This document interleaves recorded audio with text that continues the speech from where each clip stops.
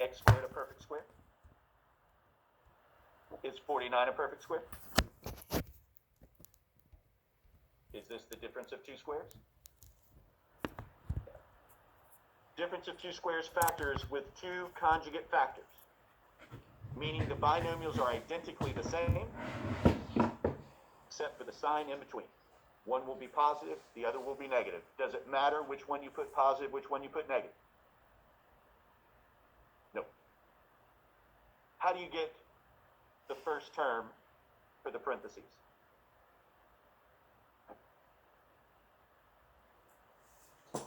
I'm not going to square it. It's already squared. I need to do the reverse of that.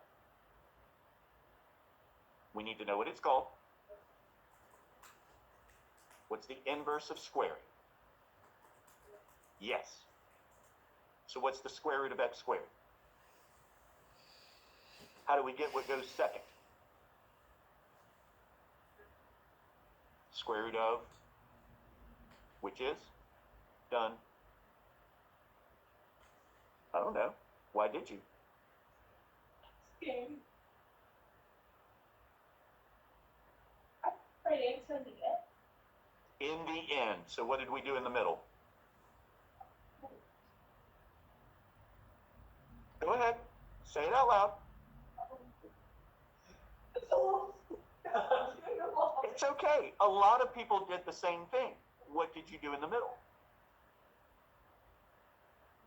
The 7, and then I did my parentheses. By parentheses, you did what method? I did X. You did the AC method?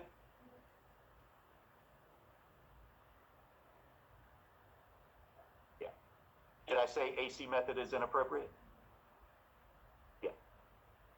Thank you. This is what I've been trying to tell y'all all week about. Some of you just did AC method for every single question instead of knowing how to factor using the formula. Breakfast and typing it in, but it just be the same thing, and then. I just want the formula.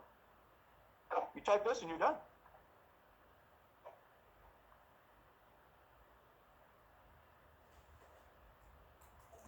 And I get why somebody wants to say, Mr. Davis, I'd rather have one way to do every question and just trust that one way, and do every problem the exact same way.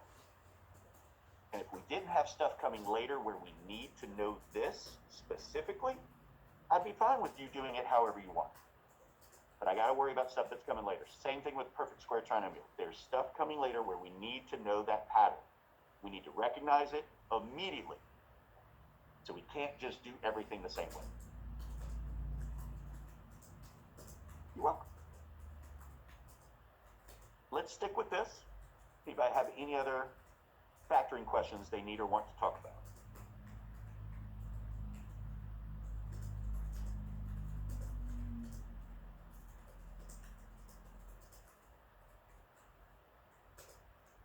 That's it? No one wants to talk about perfect square trinomials.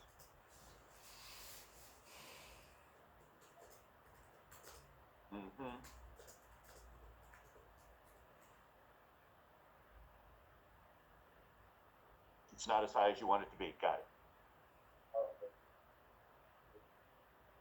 Right.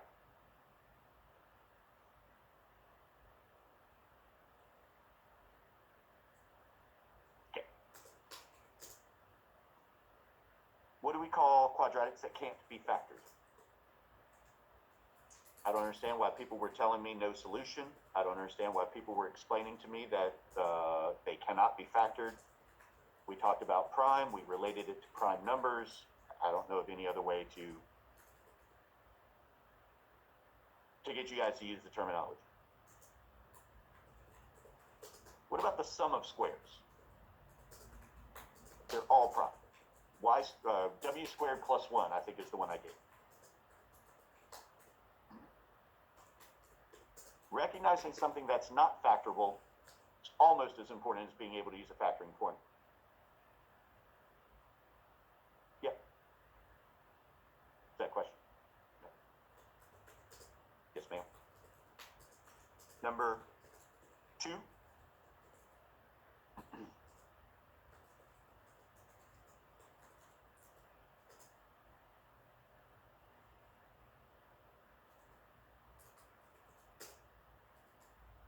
I'm asked the same questions in the same order. Is there a common factor? What is it? 3. If you factor 3 from each term, what are we left with? It's not a rhetorical question. I'm looking for an answer.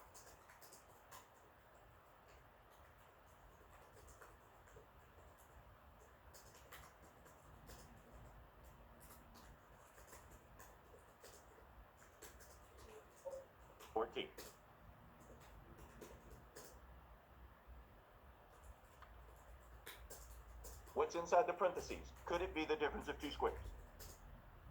No. Could it be a perfect square trinomial? No. So if it's going to factor, the AC method is all we have. Inside the parentheses, my A value is 1, my C value is negative 14. You multiply those together, you get 14. Which pair of factors of 14 combine to give you 5? 7 and 2. So how would we rewrite the middle term of 5p using those two factors?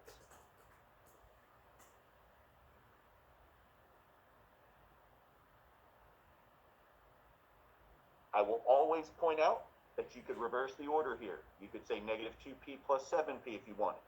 You cannot reverse the signs. AC method is all about going through greatest common factors multiple times in a row. What is common to p squared and 7p? The p. If you factor p from the first two terms, what are you left with?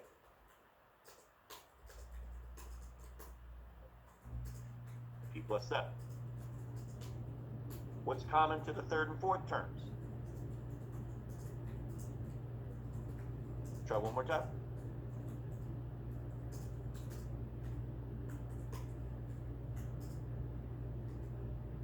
The negative 2. If you factor a negative 2 from the third and fourth terms, what are we left with? P plus 7. As we have to expect with the AC method, we now have parentheses that are identical. The parentheses are now what's common. If you factor the parentheses from the first term inside the brackets, what are you left with?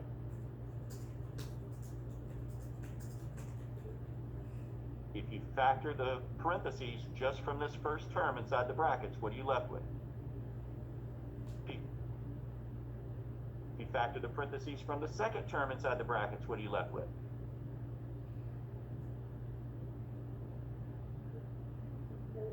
Negative 2. And you don't get to throw the common factor away. It's along for the ride.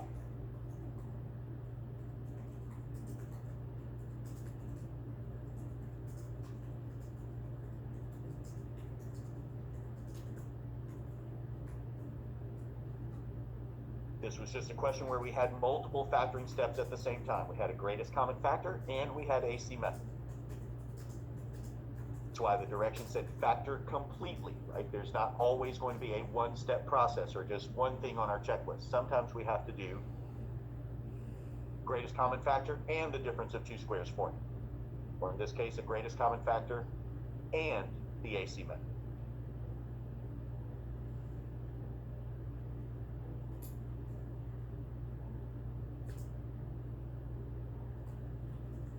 I want to talk about 3 since no one else will.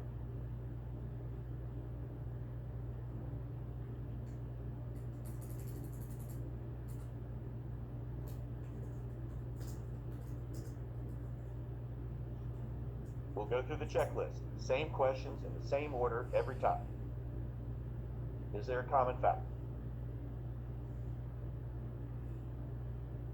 No. Could this be the difference of two squares? No. Could this be a perfect square trinomial? Maybe. What tells us it might be? First term's a perfect square, the last term's a perfect square. Is that enough to know that it's a perfect square trinomial? No. So when I've asked you to verify that it is a perfect square trinomial, what 3 things did I want you to write on the paper or type into the website? So tell me square root of, what is the square root of 16m squared? What else did I want to see? Square root of 9 is?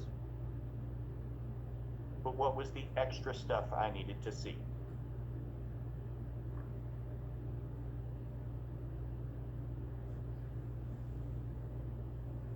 Two times 4m times 3 needs to be the middle term. In order for it to be a perfect square trinomial, this has to be true. We can have trinomials where the first and last terms are perfect squares, but it's not a perfect square trinomial. This is important. Now, when this is true, it factors as one big set of parentheses, not the same parentheses multiplied by itself. Do y'all walk around talking about x times x? Do you write on your paper y times y? Every time? We use exponents. It's how we simplify expressions. The same would be true with factors. We never write the same set of parentheses sitting next to one another. Anytime you're multiplying something times itself, that is a time to square it. But if you did the AC method, what you ended up with was 4m minus 3 times 4m minus 3. You had 2 sets of parentheses sitting right next to one another.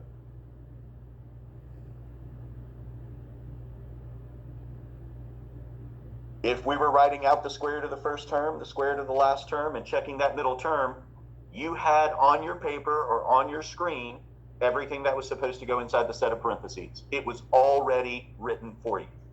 You just had to put it into the parentheses.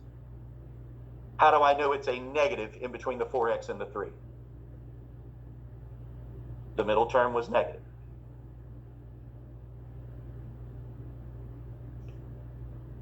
We need to know this formula. We need to recognize this pattern. And this is the best way that I've come up with to have you show me you're looking for this pattern and you're verifying this pattern.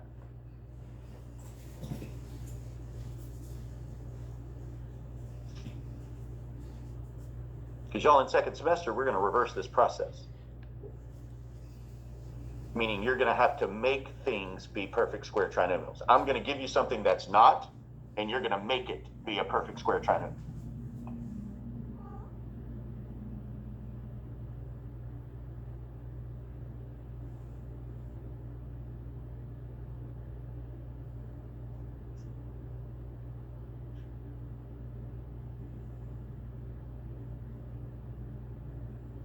Any others?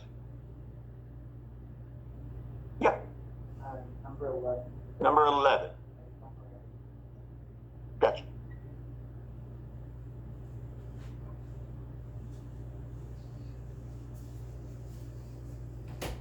There's no greatest common factors. Can't possibly be the difference of 2 squares. Can't possibly be a perfect square trinomial. So tell me what you wrote first.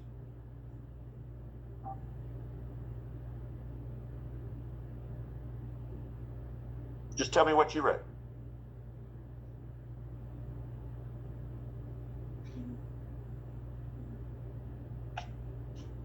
So G times the quantity of,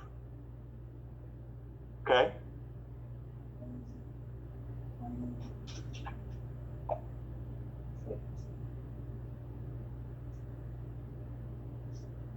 But now, I'm over the Q squared minus KQ minus 3Q plus 24. Say that one more time. Squared minus KQ minus 3Q plus 24. All right. I feel way better about this as your first step than what you were telling me before. Keep going. Then it would be Q minus Q minus 3. G times the quantity of, And minus 3 times the quantity of Q minus 3. okay? And then I got quantity of Q minus 3 and Q minus 8. G minus 8 times itself. Yeah. So what happened with the G minus 3?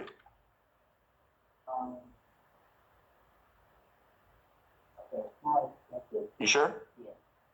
See what I did there. Okay. So at this point, right, we're almost there. It's the parentheses that are the common factor. So the same way you took out a common factor of g in the line above, the same way you took out a common factor of -3 in the line above, it's now just going to be the parentheses that's the common factor that you set aside. And it's why I ask it the same way every time. If you look at just this first term, if I divide this first term by the parentheses, what are we left with? This term here. If I divide by the parentheses, if I divide by g minus 8, what are we left with? Just g. Do the same thing now with the second term. If I divide this by the parentheses, what am I left with? What kind of 3? -3. There's your completed factored quadratic.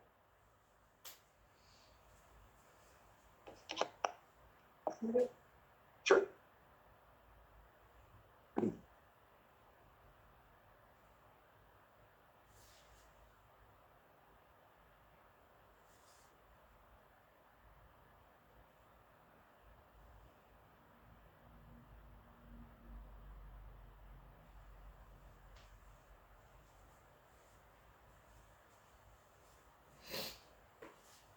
This was 3y squared plus 11y minus 4.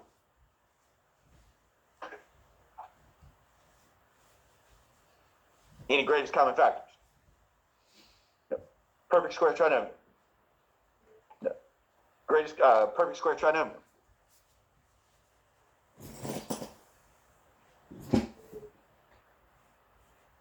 Why is it not? There's no way it can be. How do you know just by looking at it? What? No, It's not. it's not? In order to be a perfect square trinomial, before we even get to the middle term, the first and last terms have to be perfect squares. 3 is not a perfect square. There's nothing I can multiply by itself to get 3. So the AC method is all we have if this is possibly going to be factorable. You multiply A times C, 3 times 4, what do we get? What are the factors of 12 that will combine to give you 11? 1 and 12. So how will I rewrite 11y using those factors?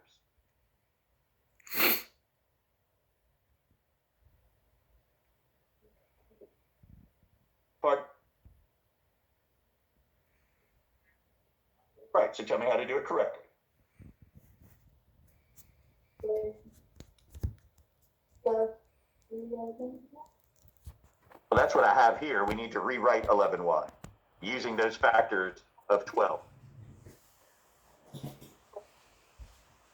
Plus 12.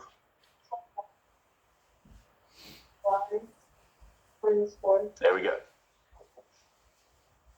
Now we can just take out common factors. What is common to 3y squared and 12y?